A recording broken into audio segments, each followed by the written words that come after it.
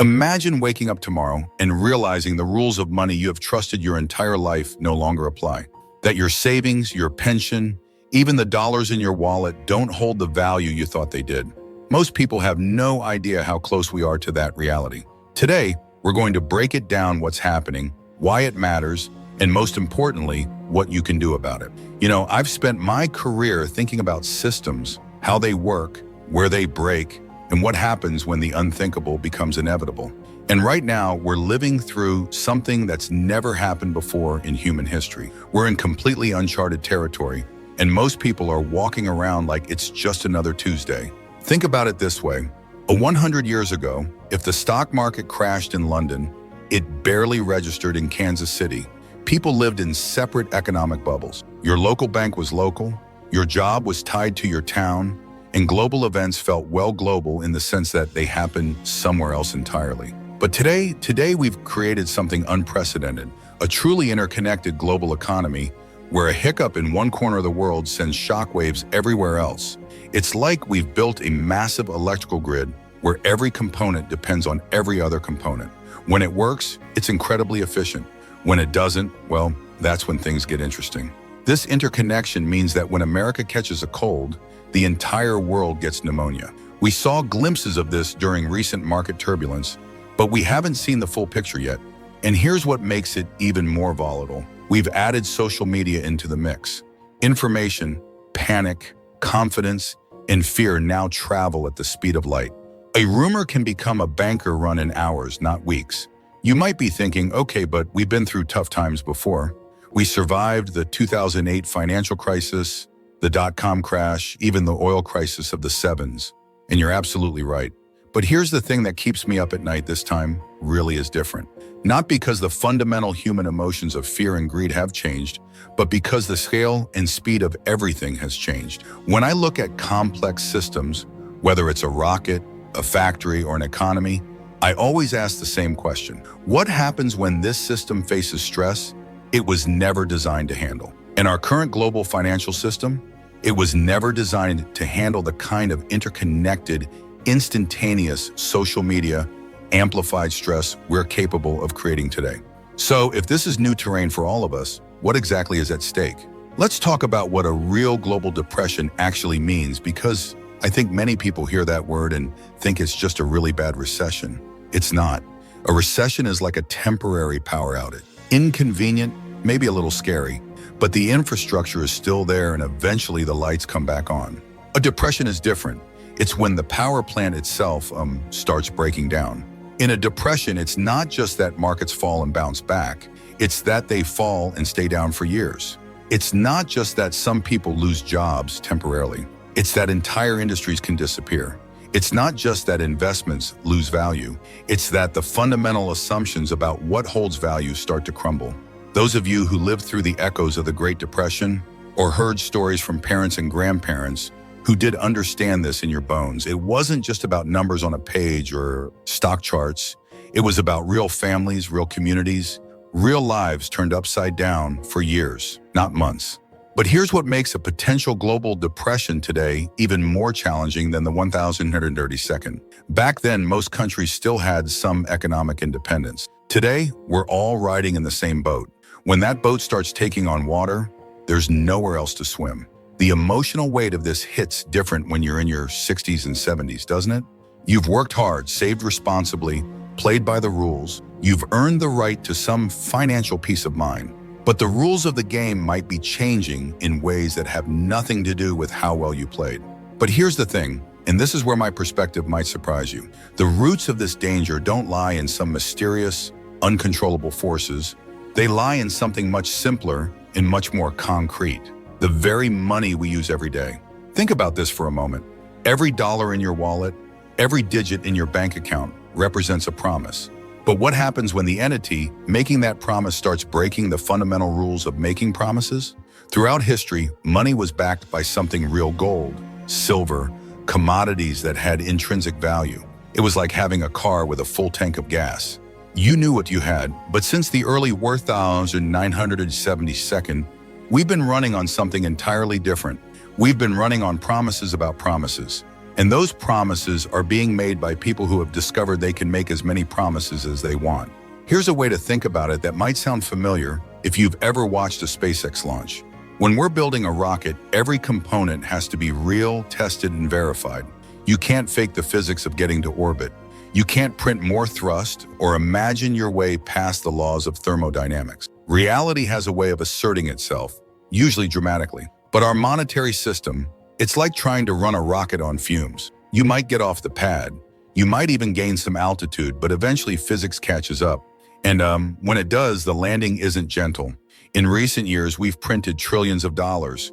Not millions, not billions, but trillions. To put that in perspective, if you counted to 1 trillion at one number per second, it would take you over 30,000 years.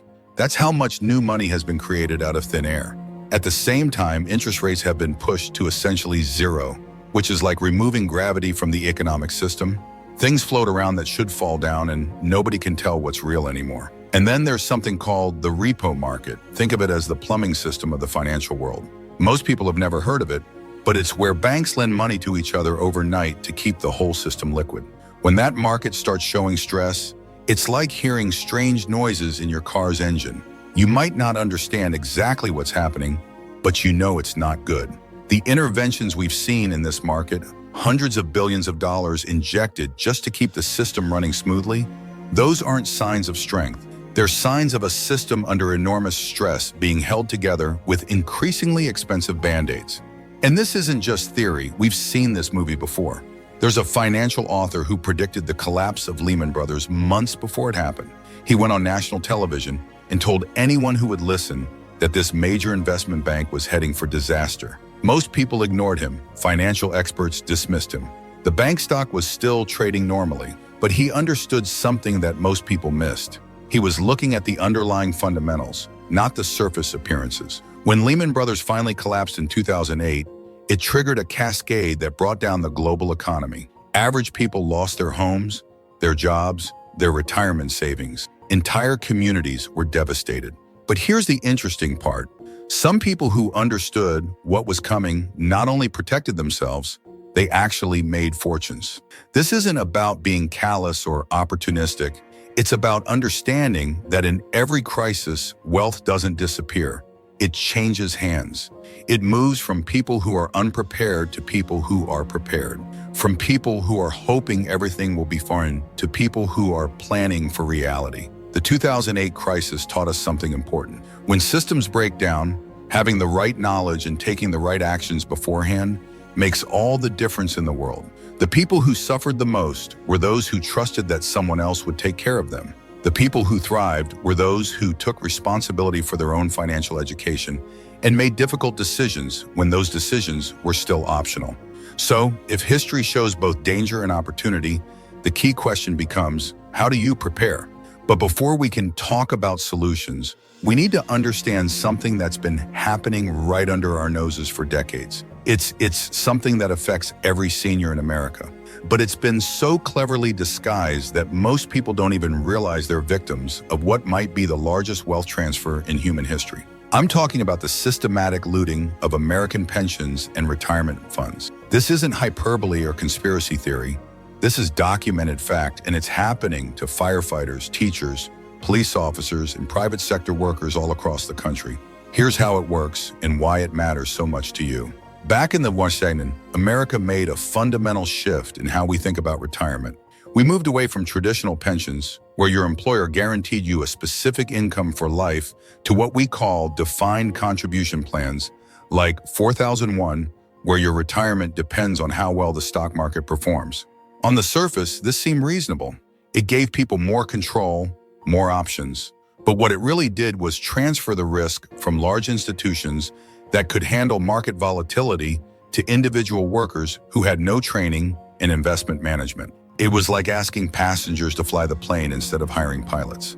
But even worse than that shift was what happened to the traditional pensions that were supposed to be protected. Wall Street figured out ways to extract fees, commissions, and profits from pension funds while leaving retirees holding empty promises. Here's a real example that illustrates the scale of the problem. The average firefighter retiring today was promised benefits worth over $1 million. But when they go to collect, the money isn't there. It's been siphoned off through layers of fees, risky investments, and what can only be described as legalized theft. The mechanics of how this happens are complex, but the result is simple. Workers paid into systems their entire careers believing they were securing their futures, only to discover that their futures were being quietly stolen by people in suits who never risked their own money. This creates a domino effect that most people don't see coming. When pension funds can't meet their obligations, who do you think picks up the tab? Taxpayers. When 401k plans lose value in market crashes, who suffers? The retirees who are counting on that money for healthcare, housing, and basic dignity in their later years. And here's what makes this even more personal for seniors. By the year 2030, over 2 billion baby boomers worldwide will be retiring. That's not a typo. 2 billion people all around the same age, all trying to convert their paper promises into real goods and services at the same time. The math simply doesn't work. There aren't enough assets, enough real wealth to honor all the promises that have been made. Countries around the world are facing this same crisis. Japan's struggling with it, Germany's struggling with it, and so is every other developed nation that made promises they can't keep. The baby boom generation created an unprecedented demographic bulge, and now that bulge is hitting retirement age all at once. If the promises can't be kept, individuals must think differently about wealth. This brings us to something that might sound old-fashioned, but is actually more relevant today than it's been in decades. The idea of owning real assets that hold their value, regardless of what promises governments and corporations make.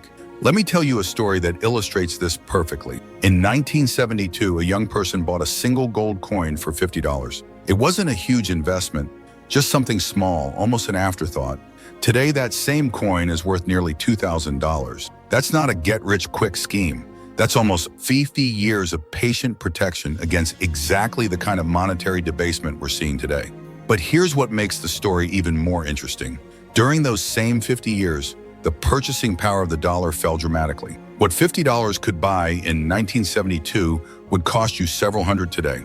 So while the gold coin was maintaining and growing its value, the paper dollars were steadily losing theirs. This is why I think of precious metals like energy storage for wealth. If dollars or jellos are like batteries that slowly drain over time, gold and silver are like solar panels. They keep generating value regardless of what happens to the electrical grid. Silver might be even more interesting right now. It's trading at levels that seem almost absurd when you consider its industrial uses, its scarcity, and its historical relationship to gold. A silver coin today costs around $20, but many experts believe it should be worth much more based on fundamental supply and demand.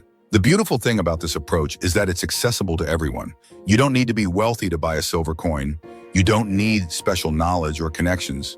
You just need to understand the difference between real assets and paper promises. And you need to act on that understanding. But here's what I find fascinating from a systems perspective. Less than 0.1% of Americans own any precious metals at all. Think about that. We're facing the largest monetary experiment in human history, with unprecedented risks to paper currencies, and virtually nobody is taking the most basic step to protect themselves. Why is that? It's not because they can't afford 20 for a silver coin. It's not because the information isn't available. We have more access to financial education than any generation in history. The real reason is something much more fundamental, and it explains why most people will struggle in the coming crisis while others will thrive. The reason is that most people simply cannot change, even when they know they need to, even when they have all the information, even when the consequences of not changing are staring them in the face. I learned this lesson the hard way when building companies. You can have the most brilliant engineers, the most detailed plans, the clearest evidence that a new approach is necessary, and still watch talented people resist change until it's too late. It's not stupidity, it's human nature. We're wired to stick with familiar patterns, even when those patterns are leading us off a cliff. But here's what I've discovered. The biggest power any person can develop is the power to change internally. Not just to change their circumstances, but to change their thinking, their habits, their relationship with risk and opportunity. Most people never develop this power, and that's why they keep getting the same results year after year, decade after decade. Think about how a baby learns to walk. They fall down constantly. Every single attempt ends in failure for weeks or months. But do they give up? Do they decide walking is too dangerous? Of course not. They keep trying because they haven't been taught that failure is something to avoid. They understand instinctively that failure is how you learn. But somewhere along the way, our education system teaches us the opposite. We learn to avoid mistakes at all costs. We learn to stick with what's safe, what's approved, what everyone else is doing. We learn to punish ourselves for being wrong instead of rewarding ourselves for trying. This creates a fundamental problem when it comes to money and investing. The people who do well with money are the people who are willing to be wrong, to learn from their mistakes, to try new approaches when the old ones stop working. But most people have been programmed to do exactly the opposite. I was talking recently with a doctor who's been hearing warnings about economic troubles for years. He admitted he's never acted on any of them. "You've been saying this stuff for decades." He told me, "I never listened, but now watching his retirement accounts fluctuate wildly, watching inflation eat away at his purchasing power, he's finally asking, Corey, what do I do now?" It's a heartbreaking conversation because the time to prepare for a storm is before the storm hits, not when you're already getting soaked. But it also illustrates something. Important people don't change because of information. They change because of consequences. They change when the pain of staying the same becomes greater than the pain of doing something different. The problem is, by the time most people feel that pain, their options have become much more limited and much more expensive. But here's where this story takes an interesting turn and why I'm actually optimistic about what's coming, even though it's going to be challenging for many people. Every major crisis creates major opportunities, not just for the wealthy, not just for the connected, but for anyone who understands what's happening and positions themselves accordingly. The key is to think like an entrepreneur, even if you've never started a business in your life. When I look at a crisis, I don't just see problems. I see systems breaking down and creating space for new solutions. I see assets becoming available at prices that would have been unimaginable just months earlier.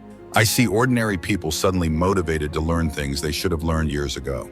After 2008, while most people were hiding and hoping things would return to normal, smart investors were borrowing money at historically low interest rates and buying real estate, businesses, and other assets at fire sale prices. They understood something fundamental. Crashes don't destroy wealth, they redistribute it. Think of it like a massive clearance sale on everything that matters. Suddenly, assets that were overpriced become reasonably priced. Properties that were out of reach become accessible. Businesses that were expensive to start become cheap to buy. But here's the catch. You have to be prepared to act when others are paralyzed by fear. This doesn't require being wealthy to start with. Some of the biggest fortunes in American history were built by people who started with very little, but understood how to recognize and act on opportunity during difficult times. What it requires is education, preparation, and the psychological ability to move when everyone else is frozen. For seniors, this might seem overwhelming. You might be thinking, I'm past the age of taking big risks or starting over. But that's not what I'm suggesting. I'm suggesting that you think about small actions that can have big protective effects. Remember that silver coin we talked about? That's not about getting rich quick. That's about taking one small step to protect yourself from currency debasement. But if you take that step and then another, you start building a foundation that's independent of government promises and corporate pension plans. Real estate works the same way. You don't need to become a property mogul overnight, but understanding how debt and taxes work in real estate, how you can use other people's money to buy assets that generate income and appreciate over time, that understanding can be incredibly powerful, even in small applications. The beautiful thing about real assets during inflationary periods is that they tend to hold their value while paper assets lose theirs. When the cost of everything goes up, the value of things that produce necessities, housing, energy, food production goes up too. But the value of promises to pay you back in increasingly worthless currency goes down. And here's something most people don't realize. You don't need perfect timing to benefit from this. You just need to be positioned correctly before the major shifts happen. This brings us to the bigger picture of what we're really facing and what it means for the future of America and the world. We're living through what I call the everything bubble. Real estate prices inflated beyond any reasonable relationship to income or economic fundamentals. Stock markets trading at levels that only make sense if you assume endless growth and endless liquidity. Bond markets pricing in assumptions about interest rates and government stability that may prove to be wildly optimistic. It's like we've built a massive house of cards, and each card represents a different market, a different assumption, a different promise that may not be keepable. When something like this unravels, it doesn't happen in slow motion. It happens in cascades where each failure triggers the next failure and the next until systems that seemed stable yesterday are gone tomorrow. But here's what I find fascinating about moments like this. They're when the real innovations happen. When old systems break down, space opens up for new solutions. When old institutions fail, entrepreneurs create new institutions. When old ways of thinking prove inadequate, new ways of thinking emerge. This isn't just abstract philosophy, it's practical reality. Some of the most valuable companies in the world today were started during recessions or depressions. Some of the greatest fortunes were built when everyone else thought the world was ending. Some of the most important innovations came from people who refused to accept that collapse was the end of the story. For individuals, especially seniors, who have lived through multiple economic cycles, this historical perspective can be incredibly valuable. You've seen challenges before. You've watched systems change, adapt, and evolve. You understand that what seems permanent rarely is, and what seems impossible sometimes happens faster than anyone expects. The question isn't whether change is coming. Change is always coming. The question is whether you'll be someone who gets swept along by change or someone who adapts to it intelligently and benefits from it. When systems are fragile, resilience isn't built by waiting for rescue. It's built by creating your own lifeboat. Not because you're selfish or antisocial, but because the most valuable thing you can do for your family, your community, and your country is to make sure you're not part of the problem when things get difficult. This means taking responsibility for your own financial education, especially if you've never had to do that before.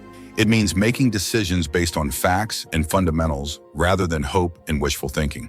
It means accepting that the rules you've lived by for decades might not be the rules that will serve you in the coming decades. But it also means recognizing opportunity where others see only threat. It means understanding that every crisis creates winners as well as losers. And the main difference between them is preparation, education, and the willingness to act when action is required. For seniors watching this, I want you to understand something important. This isn't about fear, and it's not about despair. This is about empowerment. This is about taking control of things you can't control instead of hoping someone else will take care of things you can't control. You have advantages that younger people don't have. You have experience with economic cycles. You have the perspective that comes from living through multiple decades of change. You have resources, even if they feel modest, that can be positioned more intelligently. And you have something that's incredibly valuable in uncertain times. You understand the difference between what's truly important and what's just noise. The silver coin, the gold coin, the real estate investment, the business opportunity. These aren't just financial moves. They're ways of betting on your own judgment instead of betting on the promises of institutions that may not be able to keep their promises. They're ways of saying, I understand that change is coming, I'm prepared for it, and I'm going to make sure that when the dust settles, I'm still standing. So what do you do now? How do you start building that lifeboat? Start small, but start today. Buy one silver coin, not to get rich, but to prove to yourself that you can take action. Read one book about money that challenges your assumptions. Have one conversation with someone who understands real estate or precious metals or business opportunities. The goal isn't to become an expert overnight. The goal is to become someone who takes responsibility for their own financial future instead of hoping that someone else will do it for you. Because here's what I believe with absolute conviction. The people who understand what's happening and prepare accordingly won't just survive what's coming. They'll thrive. They'll look back on this period not as the time when everything fell apart, but as the time when they finally took control of their financial destiny. The future belongs to people who can adapt, who can learn, who can recognize opportunity in the middle of chaos. You've lived through enough change to know that adaptation is possible. You've seen enough cycles to know that every ending is also a beginning. The question isn't whether you can do this. The question is whether you will. The time to start is now. While starting is still a choice rather than a necessity, while preparation is still optional rather than desperate, while you can still move thoughtfully instead of reactively, most people have no idea what's about to happen, but now you do.